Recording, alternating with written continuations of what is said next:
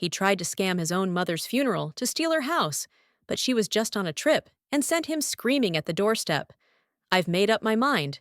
We might never see each other again. P.S. Please stop speaking ill of my daughter-in-law. Got it? You drove Mom to the edge. It's your fault. Give Mom back, Robert shouted. I'm sick of being accused for no reason, I retorted. Just so you know, it's your fault for trying to deceive me over and over again. I won't hesitate to fight back against a liar. Prepare yourself to get a taste of your own medicine and cry. My name is Kathy. I'm 43 years old, live with my husband, and have no kids. When I say we live together, my husband Sam is only in the U.S. for half the year. He's a photographer, traveling all around the world. It's a bit lonely not having him home for long periods, but I don't mind the waiting. The doorbell rang. It's me, Kathy, Sarah called out. All right, Sarah, I'll open up now, I replied. I thought we might eat together, so I brought your favorite sweets. Thank you, Sarah said. Since my father-in-law passed away last year, my mother-in-law Sarah started coming over to our place. She calls 2 or 3 times a week, asking if she can come over. She says it's boring being at home alone. It's rare for a daughter-in-law and mother-in-law to get along well, but we visit each other's homes and even go shopping and on trips together. I don't think of it as a daughter-in-law's duty. I genuinely enjoy spending time with Sarah because we get along so well. Sarah is a lovely person, but can be a bit absent-minded. It's become more noticeable since she started living alone, getting lost in thought or repeating the same stories. It's too early for her to be getting senile in her 60s. I want to support Sarah so my husband can leave for work without worry. Ideally, her eldest son, my husband's brother, and his wife should be looking after her. I wouldn't say it out loud, but it's an old-fashioned idea. Her son Robert is a bit of an eccentric. His wife Emily is no less so. Together, they're a draining pair, mentally and physically exhausting just to talk to. Despite their age, they're self-centered and reckless. We simply don't get along, so Sarah relies on me instead of them. While I was making tea, the doorbell rang again. Who could it be? I wondered. It's me. Is Mom here? Robert's voice called out. Hearing Robert and Emily's voices, Sarah and I both grimaced. It's impolite to come unannounced these days, Sarah said with a sigh. It seems they need me, so I guess it can't be helped. Right, I said, opening the door. Hey, Kathy, Robert greeted. Hello, Emily added. With that, they barged right into the house. Mom, why aren't you at your house? Robert asked. Because I don't want to see you, Sarah replied. Come on, that's harsh to say to your son, Robert said. You just had to push your way into Kathy's house. I'm in a hurry, you get it, right? Sarah looked fed up. I've said it multiple times, but I don't have money to lend you guys. Please, Mom, Robert said, eating my sweets. It was not the attitude of someone asking a favor of his mom. I couldn't understand the nerve of someone eating someone else's food, especially my favorite, without asking. Then Emily saw it. Kathy, where's mine? There isn't any, I replied. What, really? I wanted some, Emily said. Why would she think there is any? I thought. Robert, enough already, Sarah snapped. Every time you see me, it's lend me money. What do you think I am? What do you mean? You're my mom, aren't you? Robert said. This foolish son, that's not the point, Sarah said. Both looked dissatisfied. Since Dad passed, there should be plenty of money, right? Robert asked. No, there isn't, Sarah said. That's a lie. You always give plenty to Sam, don't you? Robert accused. Yeah, that's right, Emily chimed in. What are you talking about?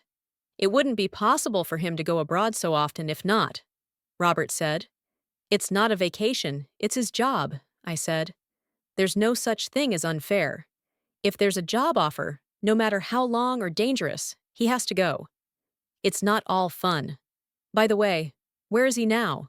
Though I spoke angrily, they seemed unconcerned. Right now, he's gone for about a month to take pictures of the auroras, I said. That sounds amazing, Emily said. It's minus 22 degrees Fahrenheit, and not a tourist spot, but in the outskirts. It's not all fun just going abroad to take photos, I explained. That's so unfair, Robert said. I was speechless. What's going on? My husband is just working hard. These people who overspend on eating out and leisure begging Sarah for money have no right to say such things, I thought. Anyway, I'm not lending you money.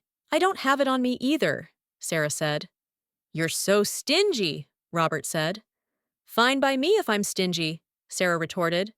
I'll keep asking until you lend us some, Robert insisted. Stop it! It's disgraceful, Sarah said. Seeing Sarah's firm stance, they seemed to give up. If it's not about money, you can come, but I won't be at home on Monday. I have a neighborhood association trip, Sarah said. I won't come, Robert said. What an ungrateful son, really. It's always Sam and Kathy so unfair. They left, muttering those last words, complaining about unfairness over and over. Your pants are sagging. Fix that first, I called after them. We really don't get along. I'm sorry, Kathy. They are just too naive, I guess, Sarah said. I guess so, I replied. But from Sarah's perspective, he is her son, and maybe she can't be too harsh on him. I really didn't want to be involved as much as possible. As I sadly looked at the sweets scattered around, Sarah apologized again, and I shook my head. Can't something be done about those two? 3 days later, as usual, Sarah came over to visit. Tomorrow was the day of her neighborhood association's trip. Sarah used to like traveling with her husband, but she stopped going on long trips since becoming alone. I encouraged her to go while she's still physically able, thinking it's better to enjoy life while you can. Kathy, what would you like as a souvenir? Sarah asked. When it comes to trips, traditional sweets, of course, I replied. Got it. Where are you staying? I asked. Oh, didn't I mention?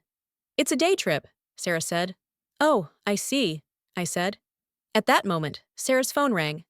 Who could it be? She wondered. The screen displayed the name Robert. I impulsively turned on the speakerphone. I felt guilty, like I was eavesdropping, but I had a bad feeling. Mom, it's me, Robert said. What's wrong? Sarah asked. I've embezzled some money from my company. Please, I'll definitely pay it back. Can you lend me some? Robert pleaded. We were stunned. Is this one of those scam calls? I thought. Mom, are you listening? Lend me the money for my sake, Robert continued. Sarah, getting anxious, confirmed over the phone. Who are you? What? It's me, Robert, he said, stating his name, which seemed to confirm it was really him. Please, I'm going to get fired. Help me, Mom. Why did you use company money without permission? Sorry, it was my fault, Robert admitted. I knew he was a truck driver who spends most of his working hours alone, even managing his time card inside the truck. In other words, he wouldn't normally even see the company's money. Why would he have access to use it? It's not right to resort to such tactics just because he can't get a loan. Who would fall for such a typical scam call anyway? I thought, what should we do? This is troubling. Sarah was visibly anxious. Could she actually believe this? People fall for scams they know are suspicious because they prey on their concern for family members. What a despicable tactic. Sarah, calm down, I said.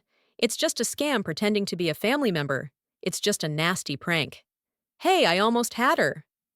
Don't interfere, Robert said. Robert, deceiving people is despicable, I said. I have no choice but to do this, right? Robert replied. Sarah seemed relieved at first, then she looked furious. Robert, stop making fun of people. Mom, just lend me the money, especially since you're just going to waste it on gambling, right? I'm trying to make more by gambling, don't go. Well, if you lend me enough, I won't have to go, Robert said. What a ridiculous argument. It's infuriating even to listen to. You don't even plan to pay it back, Sarah said. Come on, it's going to be mine eventually anyway, right? Robert said. Robert, that's after I'm gone, isn't it? Sarah said bitterly. Oh, well, I mean, really, it's always about money with you. That's why I can't trust you. That's why I don't give you my house keys, Sarah said, shaking with anger. Listening to this made me feel terrible too. Who has a key then? Robert asked. It's Kathy, even though she's just the daughter-in-law, Sarah said. How could you say that? She's more reliable than you are, Sarah added. What? Anyway, it won't be long before I'm gone, just like you want, Sarah said bitterly.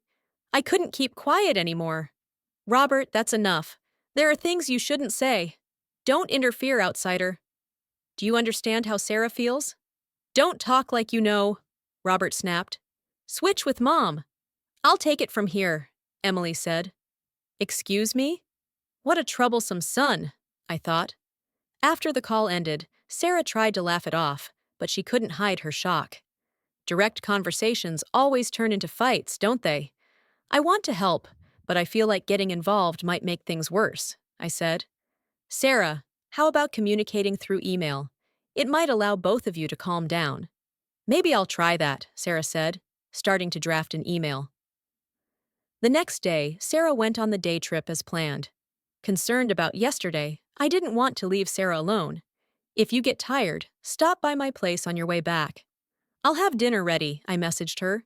Instead of replying, she sent real-time photos taken at the bus or rest stops. She looked very happy, shoulder to shoulder with her neighbors from the community. I hoped this trip would give her a chance to refresh herself. It seemed my wish came true. Sarah came back looking happy. It was great. I'm glad I went, she said. It was good to see her energized. We talked about the trip while looking at the photos she sent. We walked along the river. That must have been exceptional, I said. It was fun but exhausting just for a day trip, Sarah replied. Sam is incredible for traveling the world like that. Indeed, I agreed. Let's eat sweets together. I'd like some coffee. Okay, Sarah said. While I was preparing coffee in the kitchen, my phone rang. Ugh, the only person who would make me react like that is Robert, I thought. What could he possibly want? Hello, I answered. It's all your fault, Robert shouted suddenly on the phone, painful to the ears. You're the reason Mom is a murderer. In the background, Emily was ranting. Wait, what are you talking about? I asked him. Mom has been called to heaven. You drove her to it. What? I exclaimed. You wouldn't know, would you? I'll tell you. I got an email from Mom yesterday. If things stay the way they are, I've made up my mind. We might never see each other again. P.S. Please stop speaking ill of Kathy, get it? Mom died because of you. Oh my God, I said. I couldn't understand his interpretation at all. Certainly, it's the kind of message an older person might send, but anyone involved in yesterday's conversation should be able to understand it. Sarah is actually at home, I said. That can't be. No use lying now that Mom is on a trip, it's my chance. I mean now or never. I mean give me the house keys now. The keys? Oh, for her funeral arrangements, Robert said. I saw his motive. He planned to frame me and search the family home while Sarah was away on her trip. Even though it's just a day trip, he wouldn't think she's at my house today of all days. I truly despised him for scheming like this and treating his own mom as if she were dead. This isn't just a screw loose. It's like he's missing essential parts, something vital for being human. He couldn't imagine how much Sarah and I could be angered or saddened by his actions. Unforgivable. Robert, I need to verify something. Could you come over? I asked. Fine, I'll be right there. Have the keys ready, Robert said. I asked Sarah, who was relaxing in the living room, to apologize but to go buy some milk so I could get her out of the house for a moment. Robert showed up right away, full of enthusiasm. And then there was Emily. Hey, Kathy, Robert greeted. Hello, Emily said. Their casual demeanor was astonishing. In their minds, Sarah was supposed to be dead. Their plan was far too careless. Hand over the house keys, Robert demanded. I wiped my eyes with a tissue. What's wrong? Robert asked. I can't believe Sarah is gone, I said. The two looked baffled. You can't forget the script, Emily whispered. Ah, yes, that's right. It's so sad. The two panicked. Their acting was terrible. No, it's your fault. You have no right to cry, Robert said, seeming to remember the narrative that I had driven Sarah out of this world. I quietly pulled out my smartphone. Here's a photo Sarah sent me today, I said, showing them a picture of her smiling by the side of the river. The picture was taken at a famous river. Seeing this, the two exclaimed, "Where is this?" I said distantly. "Where do you think?" "It looks like it's in the clouds." The two guessed. "Could it be heaven?" "No way," I said. "Look, Mom doesn't have legs. It's just that you can't see her legs in the early morning fog," I explained. Didn't they even know where she went for a trip? As the two panicked, I showed them another photo.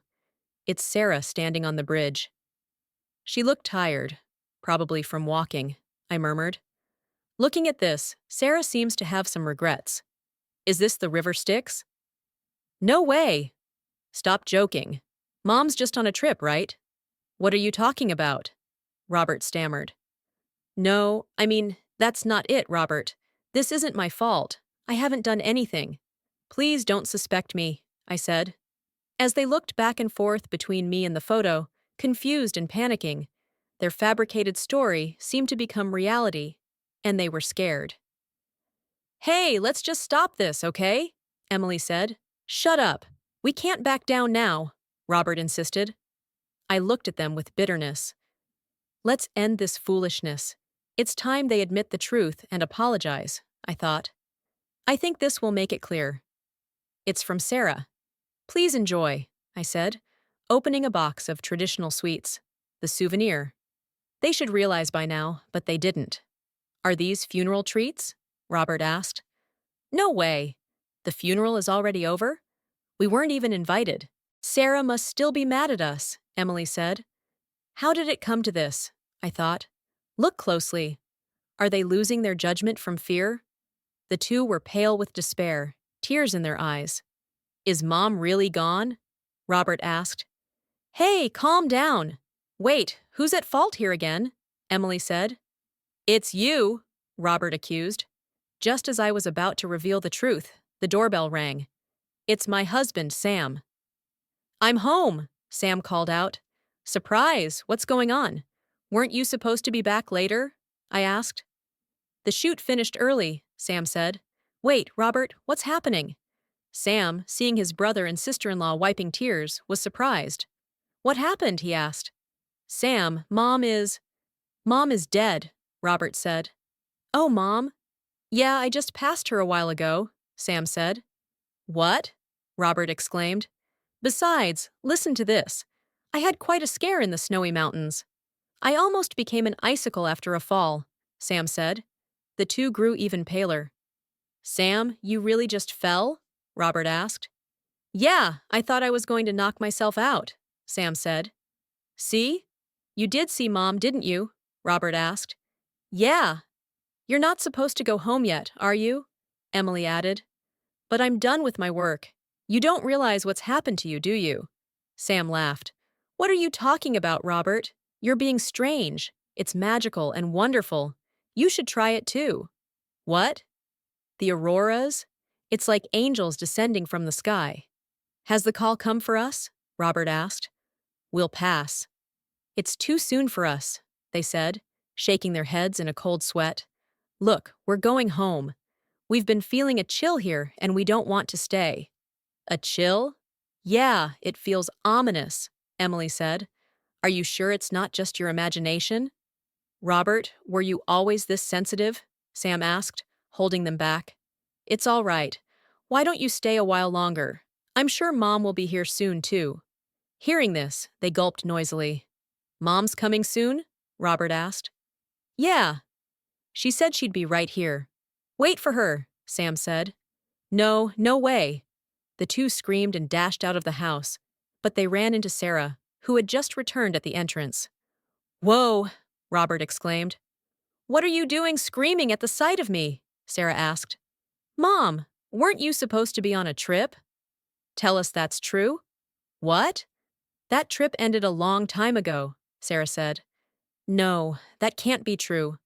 It was a short trip, but it was heavenly, Sarah added. Wait, please wait. I'm changing my ways, Mom. Don't go yet, Robert said. his face contorted with tears. Sarah, surprised, said, "Well, that's good. But what happened?"